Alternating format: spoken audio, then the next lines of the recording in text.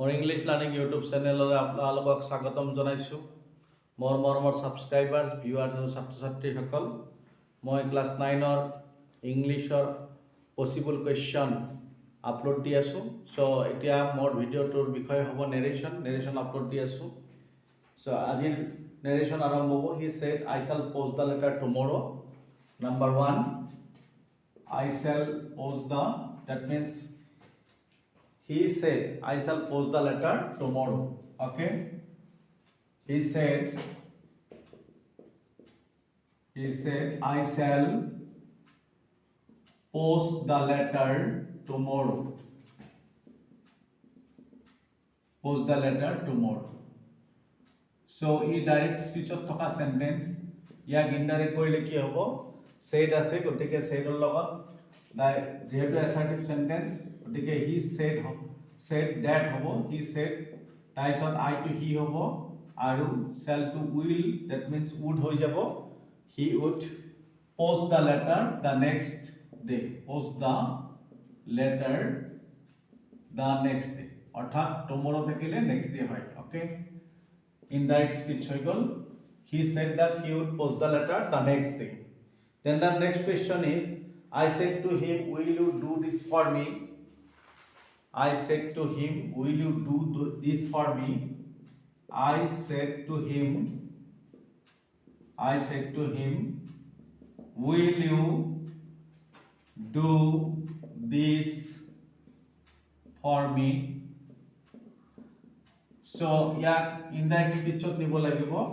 আৰু interrogative sentence যাৰ কাৰণে said তোৰ হলনি কি লিখিম asked লিখিম I asked him. Okay, I asked him. তাইছত যেহেতু অক্সিলাৰি ভাৰ্বেৰে আৰম্ভ হৈছে গতিকে কি লিখিব লাগিব if লিখিব লাগিব আৰু him আছে সেইকাৰণে এইটো you he হৈ যাব আৰু will to would হ'ব if he would do this থাকিলে that লিখিব লাগে do this থাকিলে কি লিখিব লাগিব that লিখিব লাগিব so if he would do that for এইটো I আছে যাৰ কাৰণে এইটো me থাকিব for me. So indirect speech হৈ গল অৰ্থাৎ I asked him if he would do that for me. Next question, father advised me never to tell a lie. Number 3, father advised me never to tell a lie. E indirect speech ত আছে আৰু imperative sentence যাৰ কাৰণে advised use কৰিছে so direct ত সদায় আমি কি লিখিম said to লিখিম so father said to me.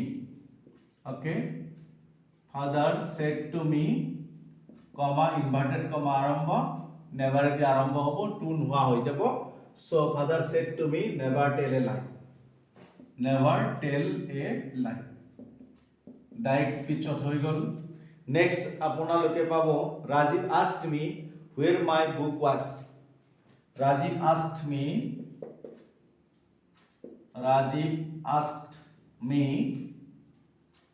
where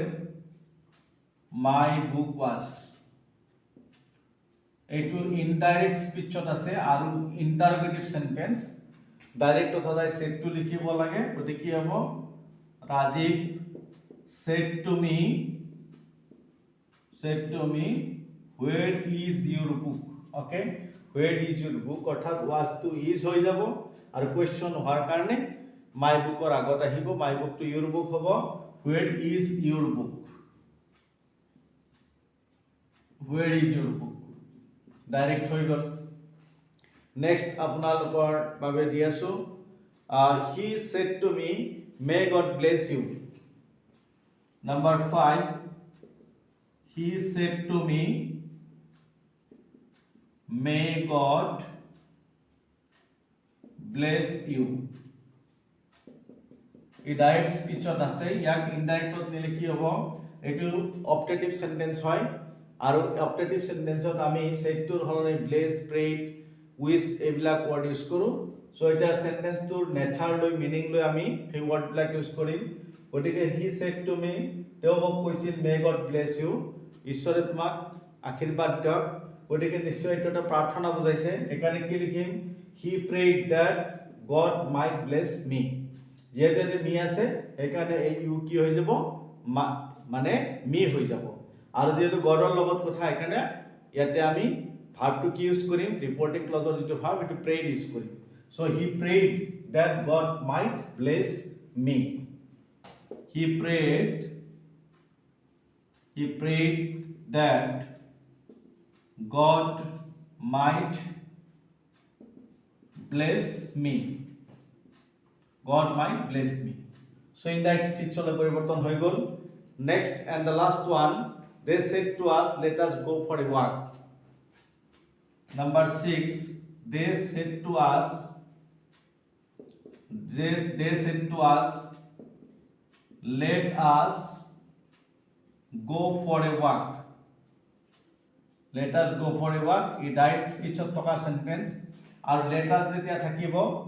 তেতিয়া আমি ডাইৰেক্ট স্পিচত সেটটোৰ হলনি সাজেস্টেড টু বা প্ৰপ'জ টু লিখিব লাগে so it will be they propose to us that আৰু let us থাকিলে হয়তো উই নাইবা দে লিখিব লাগিব যেহেতু ইয়াতে আস আছে সেইকাৰণে ইট উই হ'ব আৰু এটা শুড বেসিক্যালি লিখিব লাগে সো মই লিখি আছো they proposed to us or they suggested to us এটা কথা মনত ৰাখিবলগীয়া যেতিয়া আমি সেটটোৰ হনে asked লিখো বা told লিখো তেতিয়া সেই ওয়াৰ্ড বিলাকৰ হৈতে told বা asked লিখিলে to নিলিখো কিন্তু যেতিয়া proposed বা suggested ওয়ার্ড লিখা হয় তেতিয়া হলে কিন্তু to লিখিব লাগিব এই কথাটো আপোনালোকে সদায় মনত ৰাখিব লাগিব so it will be they proposed to us that we should go for a walk অর্থাৎ এনেকে let us যেতিয়া propose বুজায় তেতিয়া আমি কি কৰিব লাগিব ওকে ইনডাইৰেক্ট হৈ গল তেতিয়া should এটা ইউজ কৰিব লাগে সো নিশ্চয় আপোনালোকে দেখিবলৈ পাইছে যে ইতিমধ্যে ক্লাস 9 অৰ ইংলিশৰ যিখিনি সিলেক্টেড পসিবল গ্ৰামাৰ আছিল ডিডি মানে বহুতখিনি দিলু নেৰেশনখিনি মই ভাবিলো যে আজিলৈকে প্ৰায় 40টা মান নেৰেশন দিলো আপোনালোকক গতিকে ইয়াৰে ভিতৰতে নিশ্চয় আপোনালোকক মানে পৰীক্ষাত আপোনালোকে কমন পাব আৰু নাপালে এই 40টা নেৰেশন যেতিয়া চাব বিভিন্ন নিয়মৰ নিশ্চয় পৰীক্ষাত আপোনালোকে আনসাৰ কৰিব পাৰিব সো মোৰ মৰমৰ ছাত্ৰ ছাত্ৰীসকল নেৰেশন আজি এইখিনিতে সমাপ্ত কৰিছো এতিয়া আৰম্ভ কৰিম প্ৰেপজিশন ওকে সো মই মুছি দিছো মুছি দিয়াৰ আগতে মই এবাৰ পঢ়ি দিম he said I shall post the letter tomorrow he said that he would post the letter the next day again I said to him will you do this for me I asked him if he would do that for me next father advised me never to tell a lie father said to me never tell a lie Rajiv asked me where my book was Rajiv said to me where is your book he said to me may God bless you he prayed that God might bless me they said to us let us go for a walk they proposed to us that we should go for a walk so এখানে মুছে দিছো এবাৰ প্ৰেপজিশন আৰম্ভ কৰিম অৰ্থাৎ class 9 অৰ সন্মুখত থকা annual এক্সামিনেশনৰ কাৰণে ইম্পৰ্টেন্ট প্ৰেপজিশনখিনি আপোনালোকক মই এতিয়া দিম সো আপোনালোকে চাই থাকিব ভিডিও বিলাক সিনসিয়াৰলি চাব ক্লোজলি চাব মনোযোগেৰে চাব নিশ্চয় গ্ৰামাৰ সম্পৰ্কীয় যিকোনো কথা এই চেনেলটোত আপোনালোকে পাব আৰু কিবা উন্নত কৰিবলগীয়া কিবা যদি সাজেশন থাকে আপোনালোকে আগবঢ়াব পাৰিব so now prepositions okay here I am writing prepositions number 1 yesterday I went this my old school yesterday I went this my old school so sentence to pori gom pai guse ekebare easy sentence ki koise joakali moi purona schoolot guisilo mor gotike went to my old school et ki hobo to preposition dile hol তাৰপিছত আছে I went to school this my daughter অৰ্থাৎ মানে continue কৰিছে ধৰক I went to the school this my daughter so নিশ্চয় এতে কি preposition use কৰিব অৰ্থাৎ আমাৰ যিজন স্পিকাৰতে ক'ব বিচাৰিছে মই স্কুললৈ মোৰ ছোৱালীৰ লগত গৈছিলো বা ছোৱালীক লগত লৈ গৈছিলো so it will be with I went to the school with my daughter okay with my daughter number 3 the sentence is I want there days get her admitted. I went there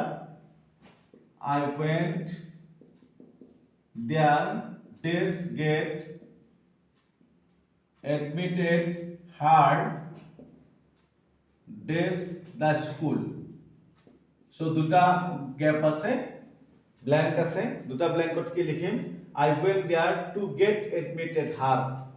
অর্থাৎ মই তাইক তাত admission দিয়াবলৈ গৈছিলো I went there to get admitted her into the school. Okay, to the school or into the, ইয়াতে into the দিলে হ'ব. So I went there to get admitted her into the school. Next, number 4, the question is she should abide the rules of the school. She should abide the rules of the school. অর্থাৎ তাই নিশ্চয় স্কুলৰ নিয়ম নীতি মানি চলিব লাগিব। গতিকে মানি চলাৰ কাৰণে abide by লিখা হয়, এইটো আপোনাৰ appropriate preposition, abide লগত by preposition আহে। সো মুখস্থ থাকিব লাগিব she should abide by the rules of the school. Next question is I assured him this the loyalty of my daughter. I assured him or the principal বলি দিল I assured the principal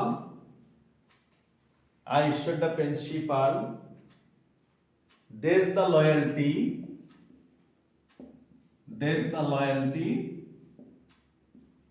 of my daughter. So এতে কি হ'ব assured বা sure লগত কি হ'ব of preposition আহে. So it will be I assured the principal of the loyalty of my daughter. Assured of. So appropriate preposition ক্ষেত্ৰত আমি বুজি পোৱাৰ ইমান কথা নাথাকে, গ্ৰামাৰ পঢ়ি কোনটো অৰ্ডাৰত কি preposition আহে সেইখিনি আমি মুখস্থ কৰিব লাগিব. It must be in our memory. নহলে কিন্তু ভুল হ'ব. There is no rule in case of appropriate preposition. We must get by heart. Number 6. What is the time days you watch? What is the time days you watch? So এইটো আমি হৰুতে মুখস্থ কৰিছিলো। আপোনাৰ ঘড়ীত সময় কিমান বাজিছে, বহুত ষ্টুডেন্টে মানে ঘড়ীৰ ভিতৰত সময় বাজে বুলি ভাবি ইন লিখে, কিন্তু ইন নহয়, what is the time by your watch. Okay, অৰ্থাৎ আপোনাৰ ঘড়ীত সময় কিমান। Next, number 7, I am writing the headmaster presided the meeting. The headmaster presided the meeting. So প্ৰিচাইডৰ লগত সদায় অভাৰ প্ৰিপজিশন হয়, গতিকে ক'বলগীয়া একো নাই, জানিবলগীয়া একো নাই, জাস্ট মুখস্থ কৰিবলগীয়া মনত ৰাখিবলগীয়া প্ৰিচাইড over. The headmaster presided over the meeting. Now number 8, the question is he died days committing suicide. Okay, he died days committing suicide. So die শব্দটো অৰ্থাৎ die ভাৰ্বটোৰ লগত বিভিন্ন ক্ষেত্ৰত বিভিন্ন প্ৰিপজিশন বহে, অৰ্থাৎ যেতিয়া সুইসাইড কৰে তেতিয়া ডাই লগত কি হয় বাই লিখিব লাগে, যেনেকৈ he died by committing suicide. Okay, বাৰু এবাৰ মই 9 নম্বৰত এটা কোৱেশ্চন লিখিছো, এটি এনেকৈ আছে he died days poisoning himself. Okay, so poisoning himself বুলি কোৱাৰ লগে লগেও এটো it is a kind of suicide, poison খাই মৰিছে। That is why here the preposition will be by. ইয়াতো কি হ'ব preposition by হ'ব he died by poisoning himself. যদি তেনেকুৱা নহয় he died by hanging himself, তো এনেকুৱা যিমান থাকিব অৰ্থাৎ সুইসাইড কৰিলে by preposition হয় তাইৰ লগত। যদি আকৌ বেমাৰ হৈ মৰে তেতিয়াহলে কি হ'ব তাইৰ লগত অফ হয়, যেনেকৈ he died days cholera. Okay, বাৰু ইনফ্লুয়েঞ্জা, অৰ্থাৎ যদি কোনো বেমাৰৰ নাম থাকে COVID-19 etc., অৰ্থাৎ যে কোনো বেমাৰৰ নাম যদি থাকিব তেতিয়া ডাইৰ লগত আমি অফ প্ৰিপজিশন ইউজ কৰিম। So he died of cholera, he died of influenza, he died of COVID-19 etc. So dye of হ'ব। আকৌ যদি এক্সিডেন্টত মৰে তেতিয়াহলে ডাইৰ লগত সদায় ইন প্ৰিপজিশন লিখিব লাগে সো আপোনালোকে মনত ৰাখিব কি হ'ব he died days N accident কি লিখিব he died in an accident অৰ্থাৎ এক্সিডেন্টত যেতিয়া মৰে তেতিয়া হলে কি হ'ব ডাইৰ লগত ইন প্ৰিপজিশন হয় আৰু যেতিয়া বিশেষ কোনো কাৰণত মৰিব he died days over eating অৰ্থাৎ বহুত খাই মৰিলে কোনোবাই কয় যে ই বহুত মদ খাই মৰিলে অভাৰ ড্ৰিংকিং কোনোবাই কইলে মানে বহুত কাম কৰি মৰিলে over work overload hard work starvation বা না খাই মৰিলে বা বেছিকে খাই মৰিলে কমকে খাই মৰিলে এটসেট্ৰা এনেকা যদি কোনো বিশেষ কাৰণ নিয় অৰ্থাৎ কাৰণ উল্লেখ থাকে যে কি কাৰণত মৰিছে বিশেষ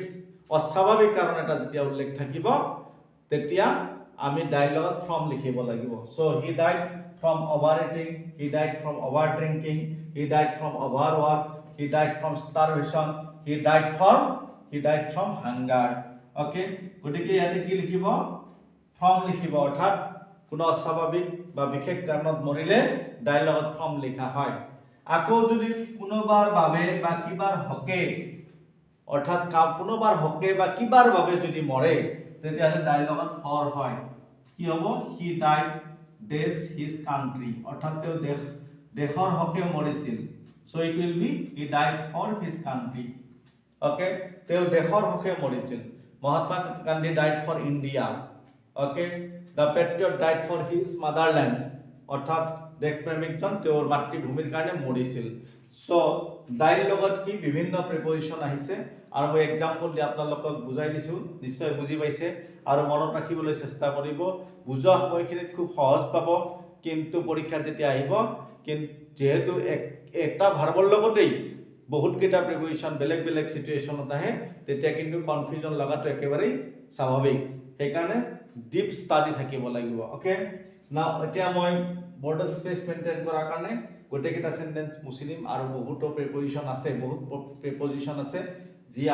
যিখিনি আপোনালোকৰ কাৰণে মই দি আছো so yesterday I went to my old school I went to the school with my daughter I went there to get admitted her into the school we should abide by the rules of the school then I assured the principal of the loyalty of my daughter what is the time by your watch the headmaster decided about the meeting he died by committing suicide he died by poisoning himself he died of cholera influenza covid-19 etc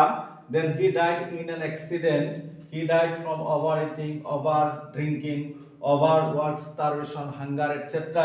then he died for his country he died for his friend তোৰ বন্ধুৰ কাৰণে মৰিছিল তৰা কি হ'ব he died for his friend okay so 13টা প্ৰিপজিশন দিয়া হল আৰু আপোনালোকৰ কাৰণে বহুত প্ৰিপজিশন বাকি আছে আৰু মই যিমানখিনি দি আছো প্ৰায় আগৰ কোৱেশ্চন পেপাৰৰ পৰা দি আছো অৰ্থাৎ ক্লাস 9 ৰ হাফ ইয়াৰলি বা এনুৱেল এক্সামিনেশন হৈছিলে সেই পেপাৰ বিলাকৰ পৰা আপোনালোকক গ্ৰামাৰখিনি মই দি আছো সো নিশ্চয় ইম্পৰ্টেন্ট গ্ৰামাৰ ইবাৰৰ কাৰণে আপোনালোকে চাই থাকিব আৰু গ্ৰামাৰটো সদায় লাগি থাকিব ক্লাস 9 বুলি কথা নাই এইচএসএলসি এইচএস ষ্টুডেন্টৰ কাৰণে আৰু বেছি প্ৰয়োজনীয় তেওঁলোকৰ সন্মুখত যেটো ফাইনাল এক্সাম আছে so number 14 I am confident this success number 14 I am confident this my success so confident লগত হলে কি হয় of preposition লিখিব লাগে I am confident of my success now number 15 the sentence is please write the letter this ink please write the letter this ink অর্থাৎ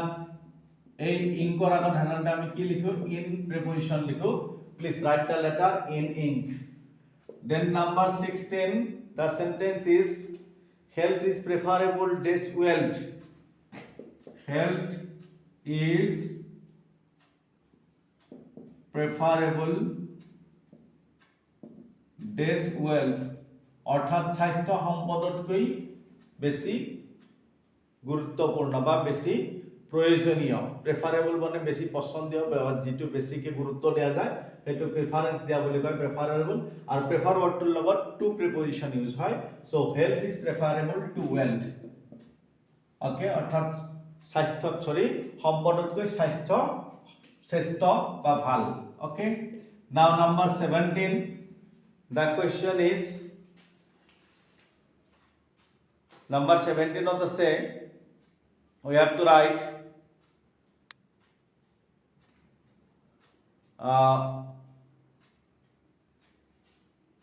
my brother is an MA this English my brother is an MA this English অর্থাৎ মোর brother ইংলিশত MA হয়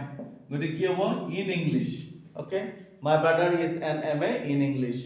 second question he is looking this is job now 18 my second বুলি কৈছো 18 number question he is looking this a job now তেও এতিয়া এটা চাকৰি বিচাৰি আছে so look for মানে বিচৰা he is looking for a job now number 19 the question is but nowadays it is not easy this get a job now but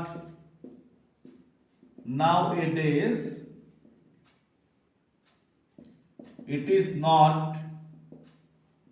easy this get a job কিন্তু আজিকালি এটা চাকৰি পোৱা টান সহজ কথা নহয় গতিকে easy to get a job but nowadays it is not easy to get a job then number 20 the question is his father has advised him to keep faith this God his father has advised him to keep faith this God অর্থাৎ তেওঁৰ দেউতাকে তেওঁক গডৰ প্ৰতি বিশ্বাস ৰাখিবলৈ advice কৰিছে so his father has advised him to keep faith in God okay in God faith in God next আহিব আপোনাৰ he is sure this success অলপতে লিখিছিলো 21 he is sure this his success অর্থাৎ sure ৰ লগত কি লিখিব লাগিব of লিখিব লাগিব so he is sure of his success then question number 22 preposition 22 number preposition হবো the boy came this my room while I was reading the boy came this my room the boy came this my room while I was reading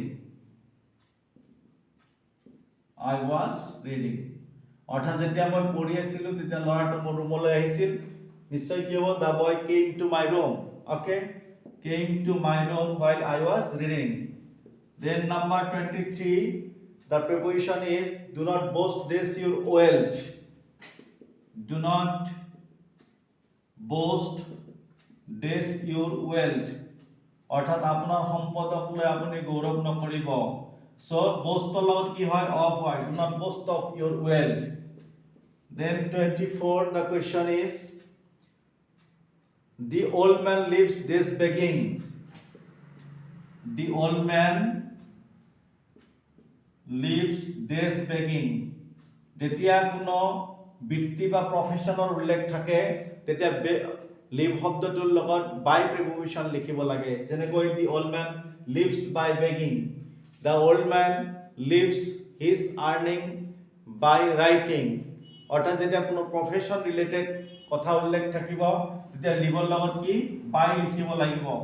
আৰু যদি কোনো খাদ্য খানাৰ কথা উল্লেখ থাকে তেতিয়া হলে আপুনি কি ইউজ কৰিব লাগিব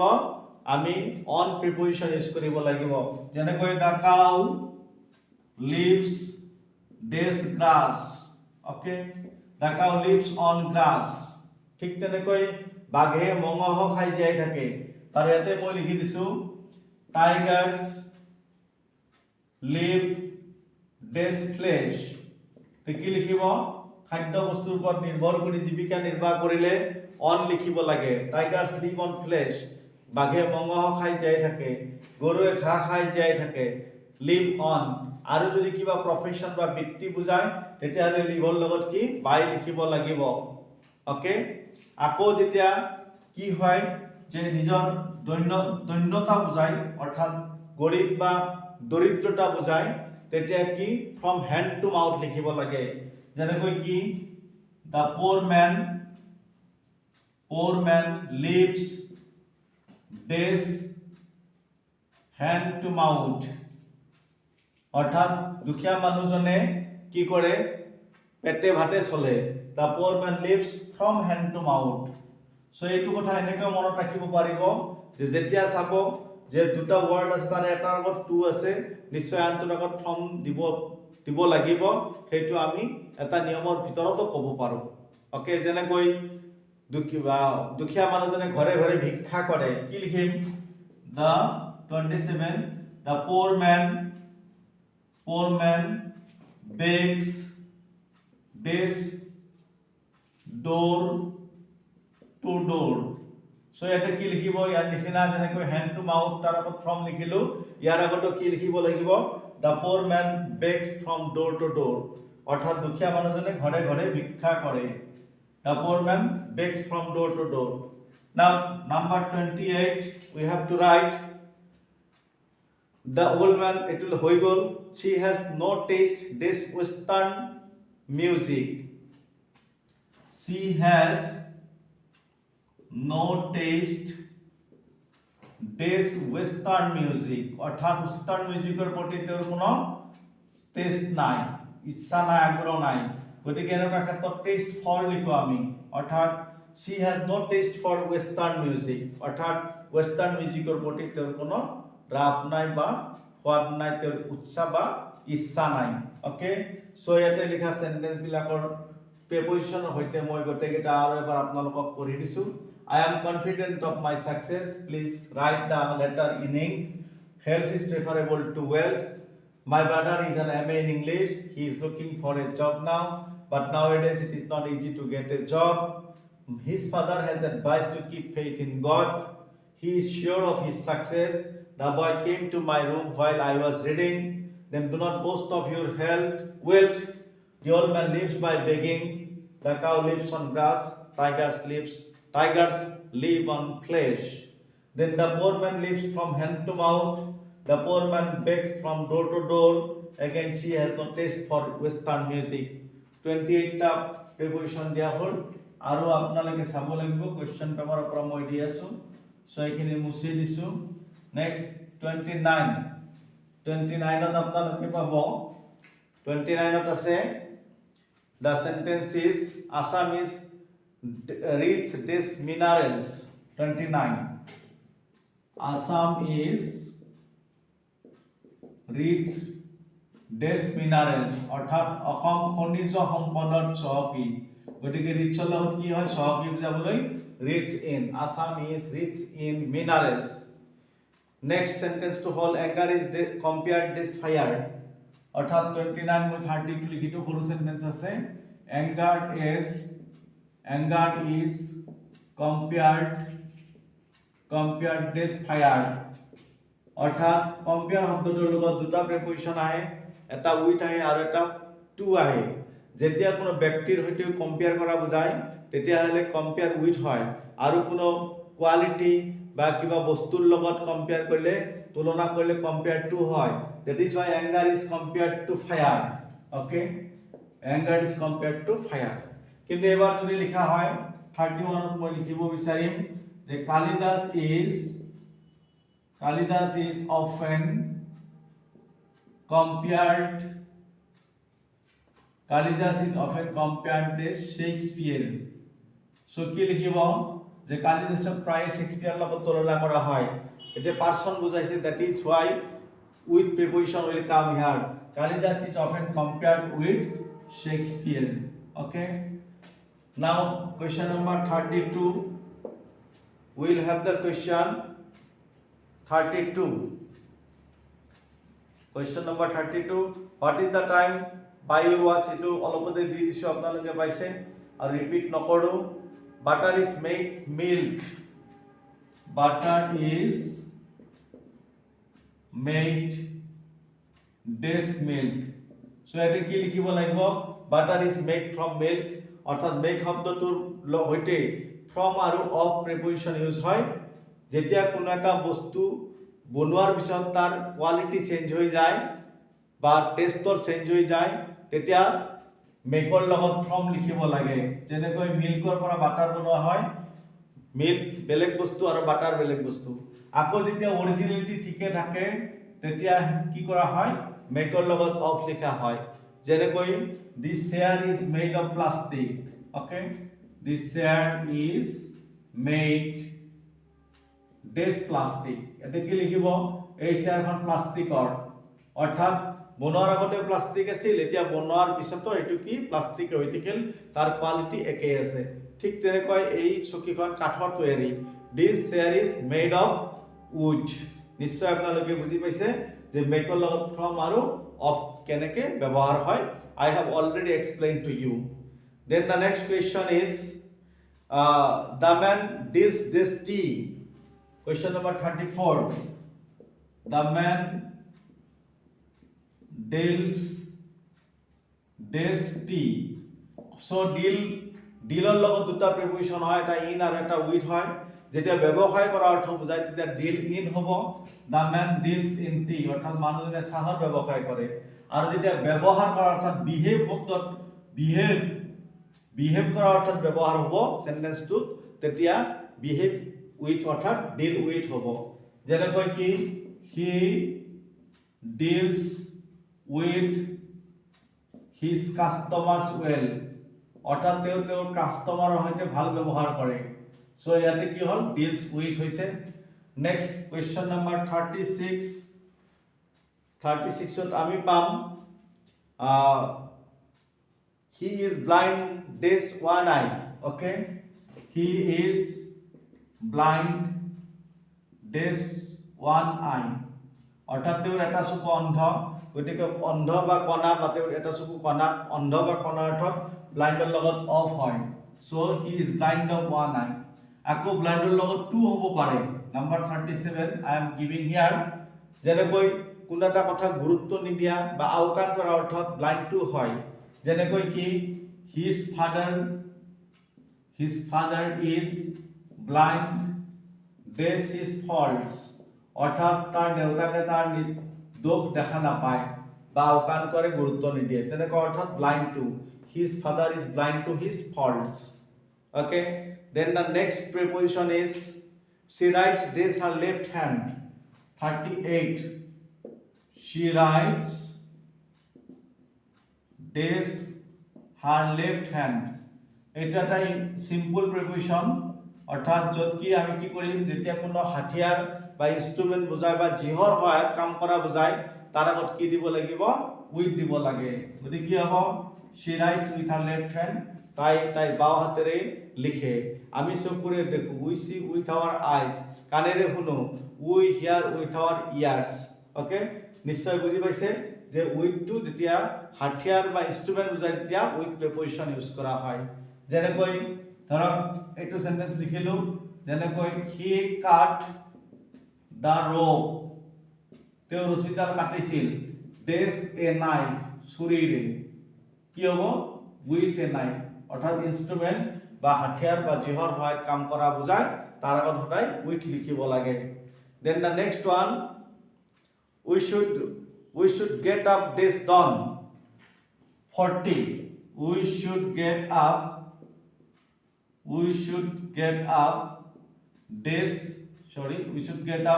this dawn অর্থাৎ আমি দুকমুকালিত উঠা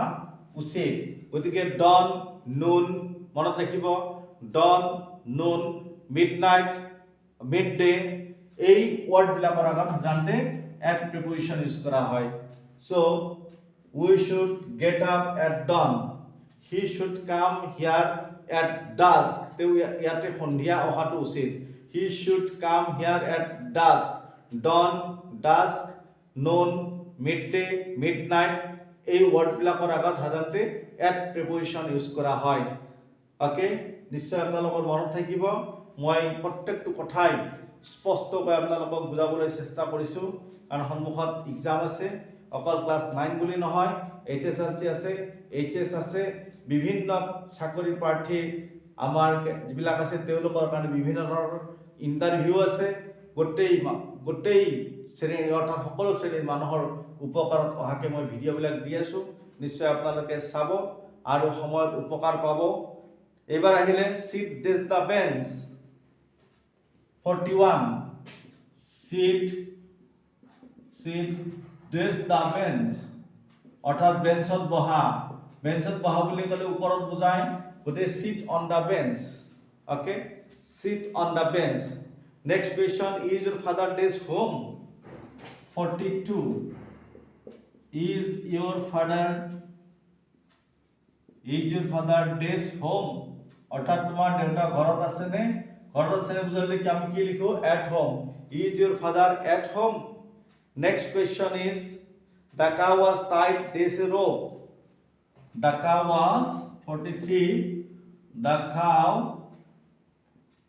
was tied this a rope যেটো কথা অলপতে বলো যেনেকৈ he cut the rope with a knife ঠিকাটো কি কৰিছে গৰুটো ৰছিৰে বান্ধা হৈছে গটিকে জিহৰ হয় কোনো কাম কৰা হয় তাৰ আগত উইথ দিব লাগে so the cow was tied with a rope okay the cow was tied with a rope now 44 in 44 we get the question Sri Lanka is this the south of India Sri Lanka is this the south of India Sri Lanka is this the south of India এতিয়াতে আমি কি preposition use কৰিম কাৰণ যেতিয়া কোনো এটা বস্তু বা কোনো এখন ঠাই সীমাৰ ভিতৰত থাকে তেতিয়া ইন প্ৰিপজিশন ইউজ কৰা হয় যদি সীমাত থাকে তেতিয়ালে অন লিখা হয় আকৌ যদি সীমাৰ বাহিৰত হয় তেতিয়ালে টু লিখিব লগা হয় গতিকে জিওগ্ৰাফিক্যাল এৰিয়া বা যেটো অবস্থান লোকেশন হি কথাটো আমি জানিব লাগিব প্ৰিপজিশন শুদ্ধকৈ বহাবলৈ গতিকে দেখা গল Sri Lanka is this the south of India Sri Lanka ইন্ডিয়াৰ সাউথত নিশ্চয় ইন্ডিয়াৰ শ্ৰীলংকাৰ মাজত কি আছে দ্বীপ আছে সৰি সাগৰ আছে গতিকে কি সীমাত লাগি থকা নাই যাৰ কাৰণে it is outside the boundary that is why two preposition will come here ইয়াতে কি আহিব টু preposition হ'ব so Sri Lanka is to the south of India ঠিক তেনেকৈ China is to the north of India okay China is to the north of India আকৌ যদি কোৱা হয় সীমাত লাগি আছে 45 সীমাত লাগি আছে তেতিয়ালে কি হ'ব on হ'ব যেনেকৈ the Himalayas are on the north of India অৰ্থাৎ হিমালয় আৰু ইন্ডিয়াৰ মাজত কি নাই কোনো গ্যাপ নাই ওকে সীমাত থাকিলে কি on লিখিব লাগিব the Himalayas are on the north of India নিশ্চয় বুজি পাইছে আকৌ ইন কেতিয়া হ'ব যেনেকৈ Assam is in the northeast of India Assam is in the northeast of India অৰ্থাৎ অসম ভাৰতবৰ্ষৰ উত্তৰ পূবত অৱস্থিত গতিকে নিশ্চয় বুজি পালে এবাৰ আহিলে next question I have no pen to write this 46 I have no pen to write this অর্থাৎ লিখিবলৈ মোৰ কলম নাই গতিকে জিহৰ হয় কোনো কাম কৰা হয় তাৰ আগত কি উইথ লিখা হয় গতিকে যেহেতু কলম এটা হাতিয়াৰ ইনস্ট্ৰুমেন্ট গতিকে ইয়াৰ লগত উইথ প্ৰিপজিশন আহিব I have no pen to write with অৰ্থাৎ লিখিবলৈ মোৰ কোনো কলম নাই I have no pen to write with now 47 the question is anger is compared to fire already disu ঠিক তেনেকৈ the man died this malaria the man died of malaria already আপোনালোকক দিয়া হৈছে বেমাৰ পৰিলে কি হয় অফ হয় tigers live on flesh common পৰি আছে অলপতে দিছো tigers live on flesh অৰ্থাৎ বাঘে মঙহ খাই যায় থাকে এবাৰ আহিলে he was born this July 25 1999 okay he was born this July 25 1999 অৰ্থাৎ 99 চনৰ 25 জুলাই জন্ম হৈছিল গতিকে ডে বা ডেট বুজালে সাধাৰণতে অন প্ৰিপজিশন ইউজ কৰা হয় গতিকে কি হ'ব he was born on July 25 1999 okay day বা ডেট বুজালে আমি কি প্ৰিপজিশন ইউজ কৰো অন প্ৰিপজিশন ইউজ কৰো এবাৰ ধৰক মই সেন্টেন্সটো লিখিলো উই met him this Monday অৰ্থাৎ 12 নাম উল্লেখ কৰিছো আৰু 12 নম্বৰৰ আগত কোনো ডেসক্ৰিপটিভ অৰ্থাৎ এডজেক্টিভ নাই বা ডেসক্ৰিপটিভ ওয়াৰ্ড নাই তেতিয়া হলে অন লিখিব লাগিব অৰ্থাৎ বাৰ বা দিন বুজালে বাৰ দিন বা ডেট বুজালে তাৰ আগত সদায় কি লিখা হয় অন লিখা হয় so we met him on Monday okay নিশ্চয় বুজি পাইছে ইয়াতেও ঠিক জুলাই মাহৰ 25 তাৰিখৰ তাৰিখটো বুজাইছে 25 তাৰিখ বুজাইছে যাৰ কাৰণে অন হৈছে নেক্সট কোৱেশ্চন আহিল her purse is made this leather অলপতে বৰ্ণনা কৰিছিলো মেকৰ লগত কি আহে so number 49 her purse is made this leather অৰ্থাৎ তাইৰ পাৰ্সটো কিহৰ লেদাৰৰ গটিকে লেদাৰ বনোৱাৰ আগতে লেদাৰ আছিল পাৰ্সৰ পিছত এটো লেদাৰৰ পাৰ্স that is why of will come here অলপতে made from আৰু made of ৰ কথা বৰ্ণনা কৰিছো so her purse is made of leather next question আহিব আপোনাৰ the cow lives this grass অলপতে দিছো the cow lives on grass she is junior days me by 2 years 4950 she is junior days me by 2 years बहुत important sentence অর্থাৎ তাই মোতকে 2 বছরে junior সৰু গটিকে সিনিয়ৰ জুনিয়ৰ ওয়াৰ্ড কিটা মনত ৰাখিব senior junior superior would inferior senior junior superior inferior এই ওয়াৰ্ডবিলাক যদিও তুলনা বুজায় তুলনা বুজালে সাধাৰণতে দেন প্ৰিপজিশন ইউজ কৰিব লাগে কিন্তু এই ওয়াৰ্ডবিলাক যদিও তুলনা বুজায় তথাপি ইহতৰ লগত দেন নাহি টু প্ৰিপজিশন ইউজ কৰা হয় সো মনত ৰাখিব she is junior to me by 2 years অৰ্থাৎ তাই মোতকে 2 বছৰে জুনিয়ৰ বা সৰু ঠিক তেনেকৈ সিনিয়ৰ ঠিক তেনেকৈ সুপিৰিয়ৰ ঠিক তেনেকৈ ইনফেৰিয়ৰ এই ওয়াৰ্ডবিলাক যদিও কম্পাৰেটিভ ডিগ্ৰী ইহতৰ হতে টু হে টু প্ৰিপজিশন হে আহে বেলেগ প্ৰিপজিশন নাহে ওকে নেক্সট নিশ্চয় বুজি পাইছে she is junior to me by 2 years তাই মোতকে 2 বছরে সৰু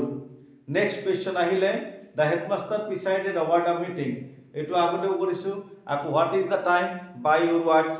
অৰ্থাৎ এতিয়া আমি যিমান কোৱেশ্চন পেপাৰত প্ৰিপজিশনৰ কোৱেশ্চন পাই আছো প্ৰায়বিলাক কমনে পৰি আছে সো নিশ্চয় আপোনালোকেও এনেকে কি কৰিব যিকোনো পৰীক্ষাত ইমানখিনি সোৱাৰ পিছত যিকোনো পৰীক্ষা দিবলৈ গলে প্ৰিপজিশন কমন পাই যাব নেক্সট আহিলে look does the sky একেবাৰে simple প্ৰিপজিশন 51 look does the sky that means look at the sky কি হ'ব আকাশখনলৈ চাওক বা আকাশখনলৈ চোৱা then 52 look at the sky আমি লিখুম আমি কও look at the sky I have no paper to write this যেনেকৈ I have not to pen write with লিখিছিলো এবাৰ পেনৰ ঠাইত কি লিখিলে পেপাৰ লিখিলে I have no paper to write পেনেৰে লিখো কিন্তু পেপাৰত লিখো ওকে সো পেপাৰত লিখো এই কাৰণে কি হ'ব I have no paper to write on পেনেৰে লিখো এটো এটা ইনস্ট্ৰুমেন্ট হয় that is why I have no paper pen to write with এবাৰ কি I have no paper to write on অৰ্থাৎ লিখিবলৈ মোৰ কোনো পেপাৰ নাই সো এবাৰ 53 sentence number 53 with appropriate preposition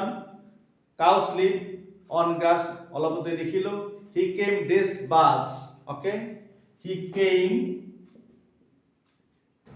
this bus অৰ্থাৎ যেতিয়া কোনো যান বাহনৰ ভ্ৰমণ কৰা বুজাব তেতিয়া তাৰ আগত সদায় কি লিখিব লাগে by preposition লিখিব লাগে so he came by bus okay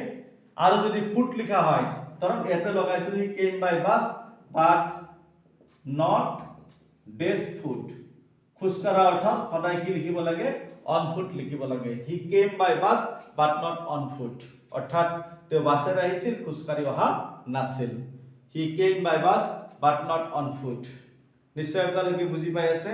একেবাৰে সহজ প্ৰিপজিশন চেপ্টাৰটো মানে অলপ মুখস্থৰ ওপৰত বুজি পোৱাতকে মুখস্থৰ ওপৰত মেমৰি ওপৰত বেছি কিছু কথা ডিপেন্ড কৰিব সো আমি ট্ৰাই কৰিম যে প্ৰত্যেকটো কথাই মানে মেমোৰিত আনিবলৈ চেষ্টা কৰিম okay distribute the mangoes this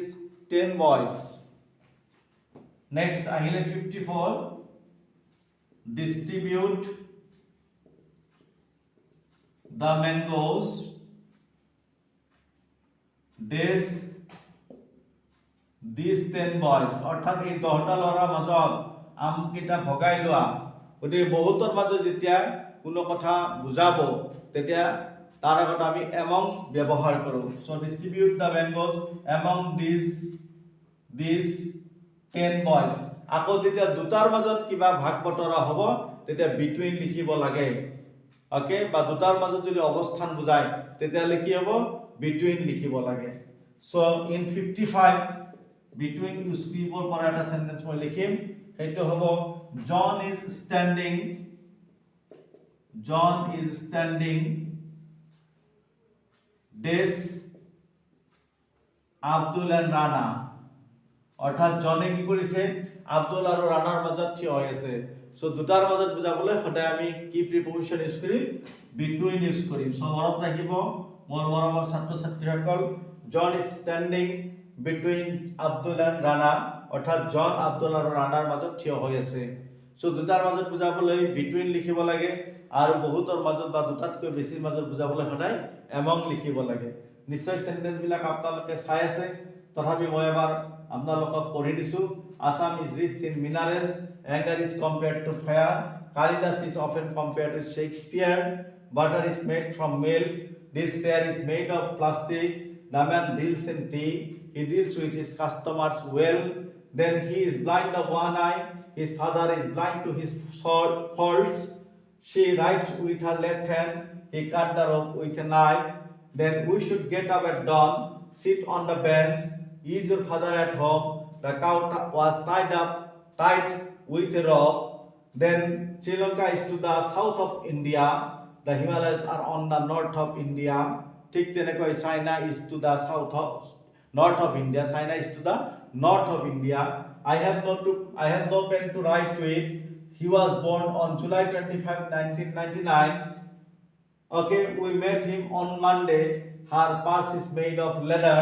then she is junior to me by 2 years look at the sky I have no paper to write on he came by bus but not on foot again distribute the mangoes among these 10 boys John is standing between Abdul and Rana so নিশ্চয় আপোনালোকে বুজি পাই আছে প্ৰত্যেকটো কথাই মই স্পষ্টকৈ আৰু খুব লাহে লাহে স্লো মোশনত বুজাই দিছো যাতে আপোনালোকে ভিডিও বিলাক চাই লগালগ কথা মানে গ্রামার কিনা আয়ত্ত কৰি লব পাৰে সো এবাৰ নাম্বার 56 ত হ'ব we are not satisfied dash your work 56 we are not satisfied dash your work অর্থাৎ আমি তোমাৰ কামৰ হৈতে কি সন্তুষ্ট নহয় সো কি হ'ব যেতিয়া কাম বা তেনেকুৱা বিহেভিয়াৰ বুজাই তেতিয়ালে satisfy লগত as লিখিব লাগিব আৰু যদি পাৰসন হয় তেতিয়ালে with লিখিব লাগিব যেনেকৈ we are not satisfied with you we are satisfied with you or we are not satisfied with you but we are not satisfied at your work okay next question আছে the lady is blind to the fault of her son it already দিয়া হৈছে then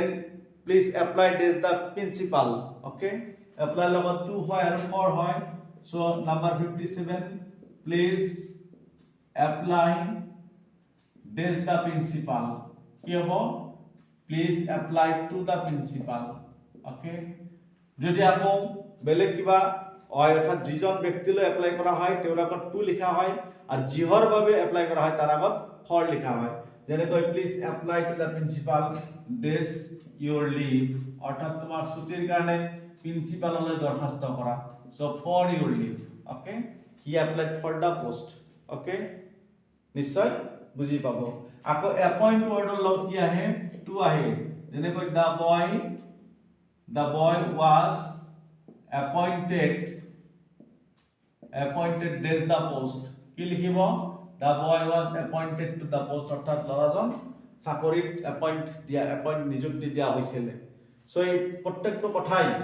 অলপ বেলেগ বেলেগ আহি থাকে সেন্টেন্সৰ meaning লৈ আমি বেলেগ বেলেগ প্ৰিপজিশন ইউজ কৰিব লাগিব গতিকে এই কাৰণে প্ৰিপজিশন is the most confusing chapter আমি বুলি ক'ব পাৰো okay then আহিল what are you asking this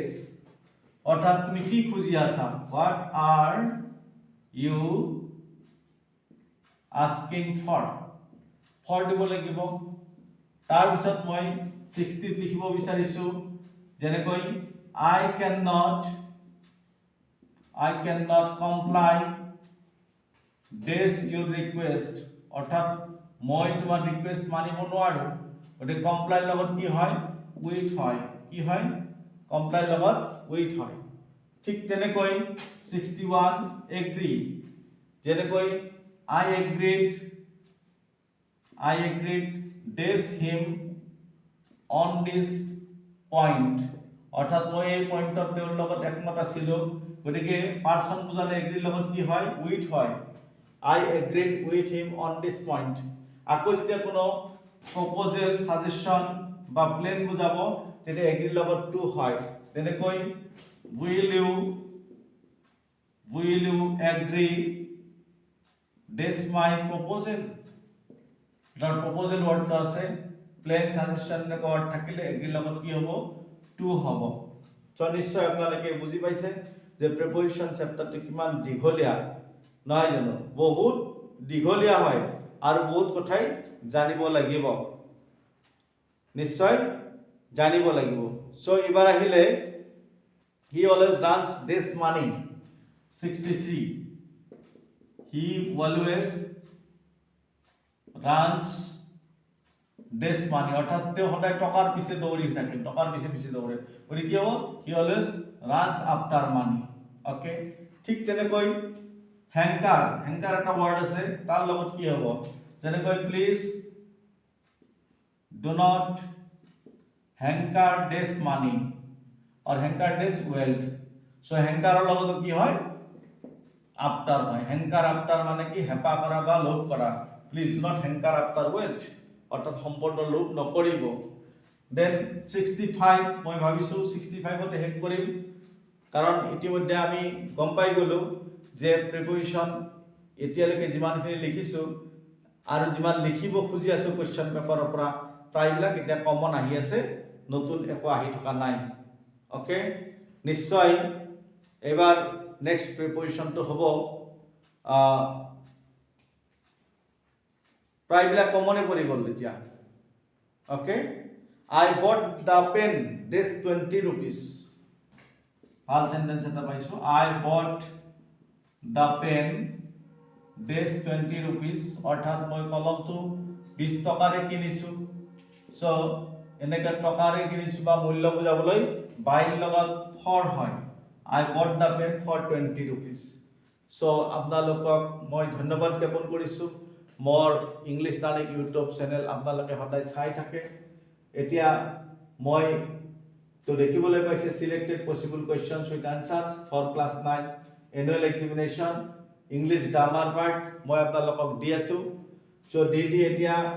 নেৰেশনৰ হৈতে প্ৰিপজিশন খিনি দিলো নেক্সট ভিডিওটোত আপোনালোকে পাব ডু এজ ডিৰেক্টেড ওকে পৰীক্ষা আহি আছে নিশ্চয় 18 বা 19 তাৰিখৰ পৰীক্ষা তাৰ আগতে মই ভিডিও কিটা দিলাম কাৰণ গ্ৰামাৰৰ ভিডিও চাওতে বেছি সময় নালাগে এবাৰ দুবাৰ চালে আপোনালোকৰ মুখস্থ হৈ যাব সো নিজেও চাব আনকো লিংক দিব শেয়াৰ কৰিব সাবস্ক্ৰাইব কৰি দিব যাতে ভিডিও বিলাক আপোনালোকে মই আপলোড দিয়াৰ লগে লগে আপোনালোকে পাই যায় নিশ্চয় আপোনালোকৰ উপকাৰত আহিব সো এতিয়া মই সেন্টেন্স কিটা কৈ মই আজিৰ ভিডিওটো এইখিনিতে সমাপ্ত কৰিম number 56 we are not satisfied at your work please apply to the principal for your leave then the boy was appointed to the post okay এতে লিখাই নাছিলো the boy was appointed to the post what are you asking for I cannot comply with your request I agreed with him on this matter point